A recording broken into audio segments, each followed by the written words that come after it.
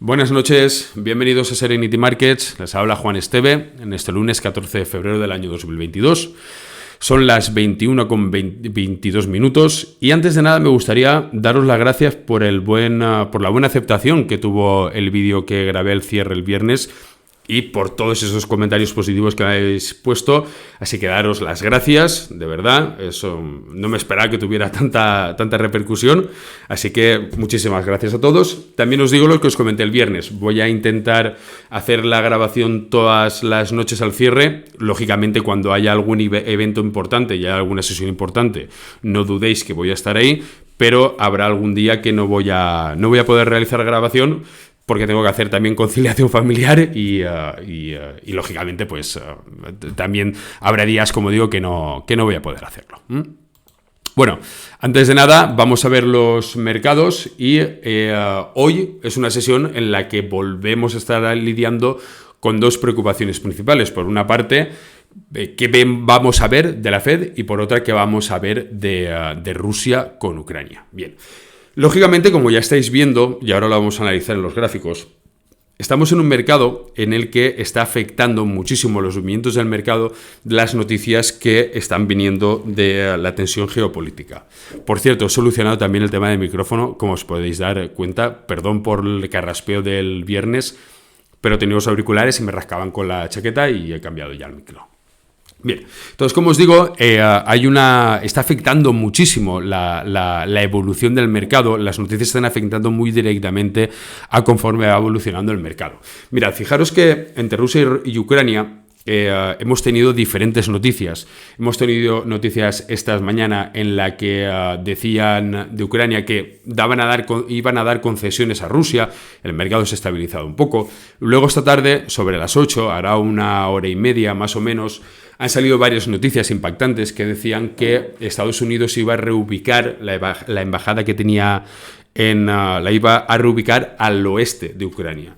También estaban diciendo que están destruyendo todo el material informático que tenían. También decían, ha salido el presidente en un vídeo en YouTube diciendo que esperaba que el ataque fuera el miércoles. Poco después ha salido un ministro de Ucrania diciendo que quería ser sarcástico, que no estaba diciendo que iba a ser el miércoles, que ojo cómo no estábamos las cosas. Pero fijaros, si nos vamos al índice Nasdaq, por ejemplo, y nos vamos al gráfico, y nos vamos a los movimientos que ha tenido hoy, si recordáis en el vídeo que he hecho a mediodía, en la apertura, hablábamos de un mercado, de una apertura más o menos plana. A primera hora de la mañana aquí en España, los futuros estadounidenses venían en rojo, pero después de esas noticias que conocíamos a mediodía, que la cosa parecía o tendía a relajarse, el mercado se ha relajado e incluso ha ido en pequeñas alzas. Pero esta tarde, como digo, sobre las 7, las 8 más o menos, con las noticias que hemos conocido que decía Estados Unidos que iba a reubicar la embajada, que el presidente de Ucrania decía que esperaban la invasión. El mercado, aquí tenéis el movimiento tan claro que ha ido haciendo el mercado. Después ha dicho que no, que es que en lugar de esto quería ser sarcástico, el mercado ha recuperado. O sea, quiero mostraros con esto que el mercado, ahora mismo, las acciones, los índices, están teniendo un movimiento muy errático de cara a las noticias. No están cumpliendo una serie de patrones, están siguiendo más bien esas noticias que lógicamente son impactantes y lógicamente van a tener un impacto en el mercado. Pero el mercado, ahora mismo, los movimientos están focalizados en ellos.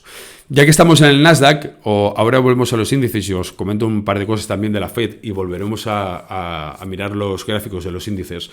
Los datos recientes de la Fed, que os comentaba también al principio del vídeo, muestran que la inflación en Estados Unidos se encuentra en su nivel más alto de décadas. O sea, estábamos hablando, comentaba la semana pasada, que estábamos en niveles de los 70 y de los 80. Claro, eso aumenta también la preocupación de que la Fed pueda comenzar a subir los tipos de interés de una manera más agresiva de lo que muchos habían anticipado. Lo cierto, al final, es que no se ponen de acuerdo.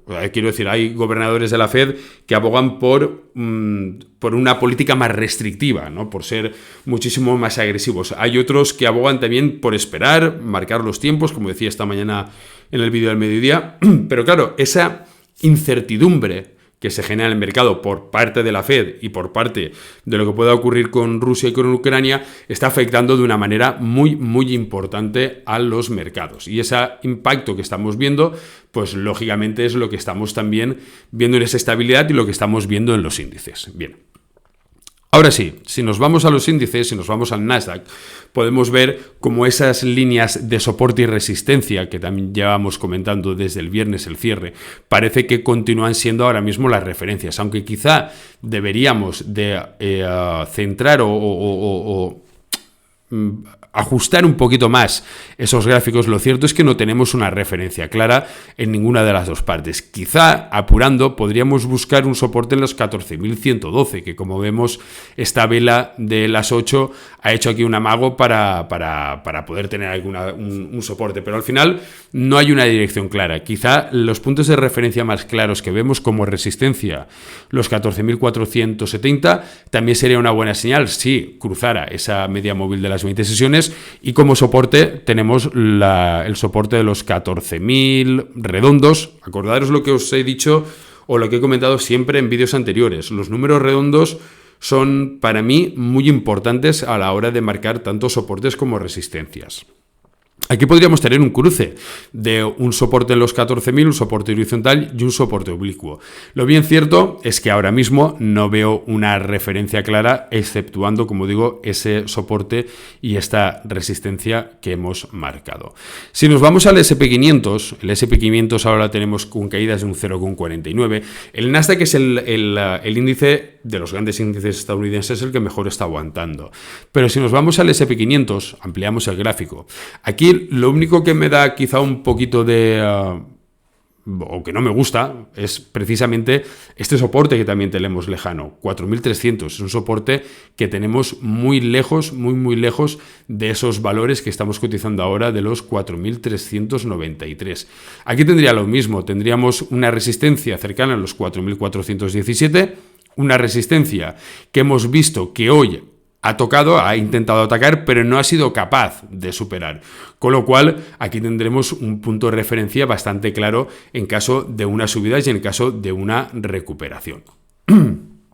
Si nos vamos ahora y vemos ahora, por ejemplo, la cotización del Dow Jones, que esta mañana cuando hacía el vídeo decía que era quizá el gráfico el que podíamos tener unas señales bastante más claras en cuanto a soportes y resistencias. Fijaros que cuando ha abierto el mercado abría levemente bajista en el caso del Dow Jones y hablaban de esa resistencia oblicua y de ese soporte oblicuo.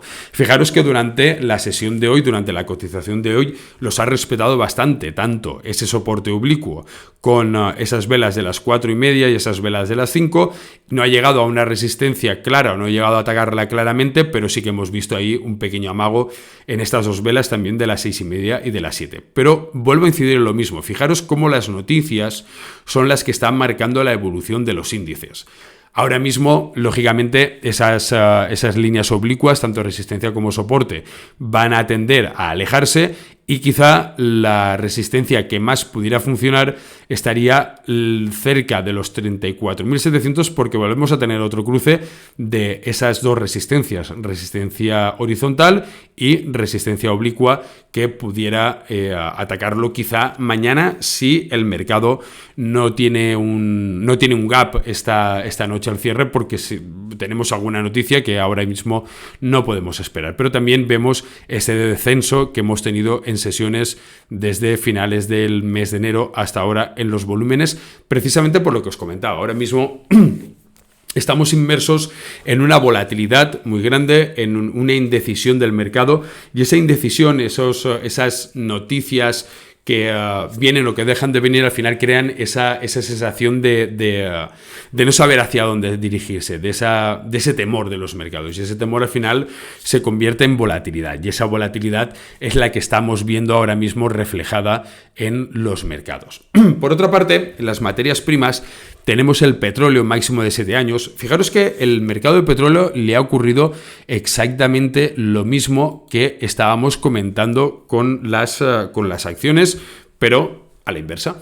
Quiero decir, esta mañana hemos tenido un pequeño descenso, un pequeño enfriamiento, cuando parecía que las tensiones geopolíticas parecían que se estabilizaban. Han tenido un repunte importante a la misma hora en que hemos visto caer los índices, y ahora mismo pues hemos tenido aquí una pequeña estancación de esa recuperación que ha tenido el petróleo. Fijaros también que Rusia es uno de los mayores productores de petróleo crudo. Tiene una capacidad más o menos de alrededor de, 11,2 millones de barriles por día. Claro, cualquier interrupción de los flujos del petróleo que puedan haber por parte de Rusia van a afectar de una manera muy importante tanto al Brent como al WTI. Se van a disparar por encima de los $100 porque estamos muy cerca de esos niveles.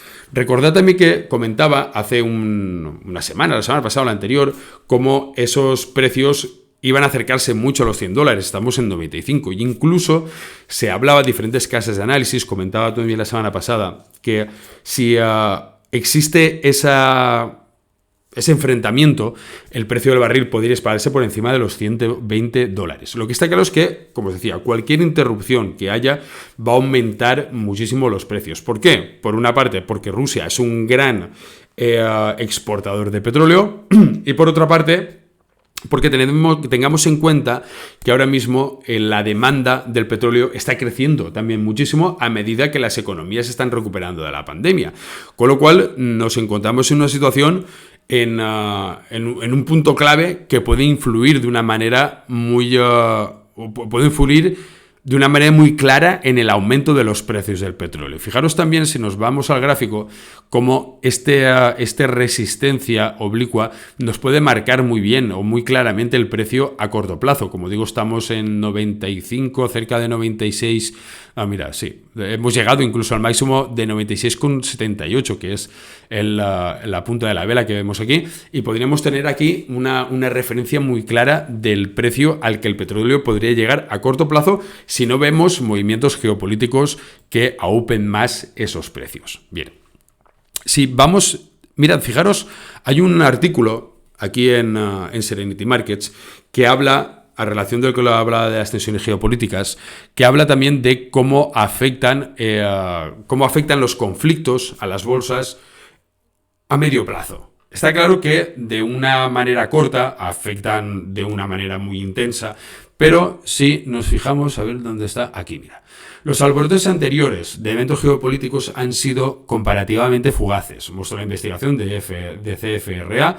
La firma analizó 24 eventos desde la Segunda Guerra Mundial y encontró que el S&P cayó en promedio un 5,5% desde el máximo hasta el mínimo después de los eventos. Si nosotros nos vamos al S&P 500 ahora mismo y vemos la evolución del S&P desde principios de enero, a ver, aquí nos iríamos, vamos a buscar principios de enero, claro, estamos aquí, vale, nos vamos aquí. Si nos vamos y buscamos la evolución, más o menos, del S&P 500 hasta la cotización de ahora, estamos hablando que el S&P en lo que llevamos del año ha caído casi un 8%, con lo cual, siguiendo las directrices de este artículo que os estoy comentando, pues bueno, podríamos cerrar incluso el año más o menos como estamos ahora, o un poquito quizá en caída. Nada, os aconsejo que le echéis un vistacito, es muy pequeño, lo he colgado esta tarde, serían 7:30, 8, no sé a qué hora lo he colgado, pero bueno, es muy cortito y quizás interesante para calmar un poquito los ánimos, porque también soy consciente de que esta situación pues crea ese temor a cómo pueden evolucionar los mercados, y sería interesante que le echéis un vistazo. En cuanto a los sectores, si nos vamos a los sectores, las commodities tenemos que tienen una subida de un 0,71, el oro un 0,51, ahora lo veremos también, la plata ha subido bastante más que el oro, un 0,12, y el gas natural un 4,19, lo mismo, eso creo que lo comentaba el viernes en el vídeo de cierre. Una parte importante del gas que llega al norte de Europa viene por el gasoducto que atraviesa Ucrania, que viene desde Rusia.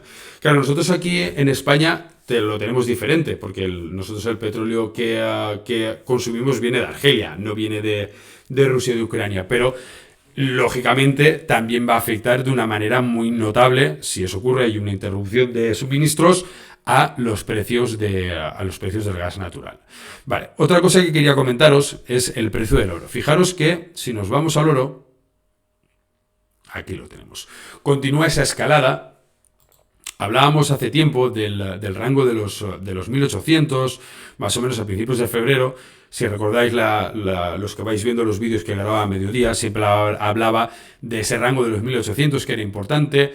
Pues fijaros la evolución que ha ido teniendo el oro hasta los 1873. Bien, ¿qué ocurre aquí? Que lógicamente el oro está funcionando también como un valor refugio muy claro. Muchos de los inversores que tienen activos de riesgo, entendamos activos de riesgo como inversiones en acciones, están haciendo una rotación muy clara hacia la inversión en oro. ¿Por qué quiero pararme aquí? Porque anterior a esta situación geopolítica había una discusión, no, había un debate abierto, bastante claro, en el que yo participé varias veces por Twitter, sobre si las criptomonedas valían como valor refugio, pero hablábamos de la situación de la inflación. Fijaros y comparemos estos gráficos de cómo ha ido evolucionando, porque claro, en la parte de las criptomonedas no tenemos una referencia clara. Las criptomonedas es algo, entre comillas, bastante nuevo. Bueno, entre comillas no, es algo bastante nuevo. Pero el oro tenemos claro cómo ha funcionado en eventos muy claros en el pasado. Bien, si nosotros vemos la evolución del oro desde febrero, o incluso, sí, desde febrero, vamos a verla desde aquí, desde febrero hasta ahora, que es cuando han empezado de una manera más seria esas tensiones geopolíticas, y nos vamos a la evolución del Bitcoin desde febrero, más o menos, ¿no? Desde febrero hasta el momento. Sí que es cierto que hemos tenido un repunte, pero últimamente, cuando esa situación geopolítica ha ido en aumento, hemos visto una lateralidad bastante más clara en las criptomonedas. El debate que os comentaba era un debate sobre si funcionaría las criptomonedas o el Bitcoin en concreto bien durante época de inflación. Lo cierto, vuelvo a repetir, es que no existen estudios claros de que eso, para poder compararlo, ¿vale? No quiero decir con ello que sea mejor, sea peor, no lo sé. O sea, lo que tengo claro es que no tenemos unos estudios y no tenemos un histórico, o no un histórico tampoco, una historia en la que nos podamos basar. No sabemos de qué manera se va a comportar. Lo cierto es que tanto el Bitcoin como el Ethereum ahora mismo parece que están en una situación de indecisión exactamente igual que están los mercados, pero en esta quizá aquí lo podemos ver bastante más claro. No encuentran todavía una ruta a la que seguir. El Ethereum aquí tiene una resistencia muy clara, tenemos una resistencia muy marcada en torno a los 2.958, 2.960. El Bitcoin también está marcando está marcando unos soportes y unas resistencias muy claras, 41.950 como soporte y 43.130 como resistencia. Al final, el mercado, como digo, y no voy a repetirme más, estamos muy a expensas y está muy influenciado por las noticias que vayan viniendo. Ahora mismo vamos a cerrar porque ahora son las 10 menos 20, creo que faltan 20 minutos, no creo que el mercado, a no ser que venga alguna noticia y se gire mucho, pero bueno, podemos tener un cierre mixto en el caso del Nasdaq. En el caso del Dow Jones podemos tener tanto como en el Dow Jones como en el S&P un cierre negativo, pero repito, y os prometo que ya no lo repito más, el mercado ahora mismo está muy a expensas de las noticias, como habéis visto en los gráficos y cómo se reflejan las noticias en los movimientos. Así que nada, eso es todo por hoy. Pasad buena noche y nos vemos. Me he quedado ya sin voz. Y nos escuchamos mañana en el vídeo del mediodía y luego el de esta noche. Nada, pasad buena noche y hasta mañana. Saludos.